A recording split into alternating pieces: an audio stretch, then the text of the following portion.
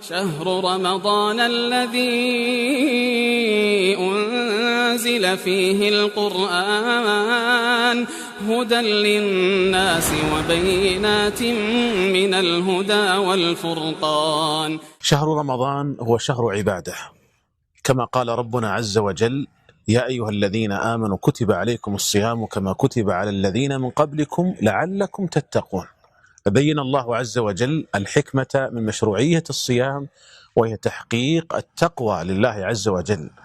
ليس شهر رمضان بشهر لهو وغفلة، وليس بشهر التفنن في تقديم المأكولات، وإنما هو شهر طاعة لله عز وجل، وشهر عبادة وتحقيق للتقوى لله سبحانه وتعالى.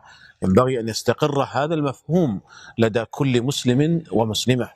ينبغي لك أخي المسلم أن تشمر عن مزيد من الطاعات والقربات والعبادات في هذا الشهر المبارك، فإن الله عز وجل لما ذكر هذا الشهر قال أياما معدودات، وإذا كانت أياما معدودات فسرعان ما تنقضي وتطوى صحائفها.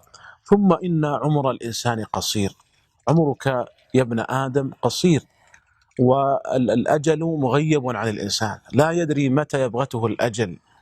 وإذا كان ذلك كذلك فعلى المسلم أن يغتنم ما تبقى من عمره في طاعة ربه عز وجل، وأن يغتنم هذه المواسم الفاضلة في التزود بزاد التقوى.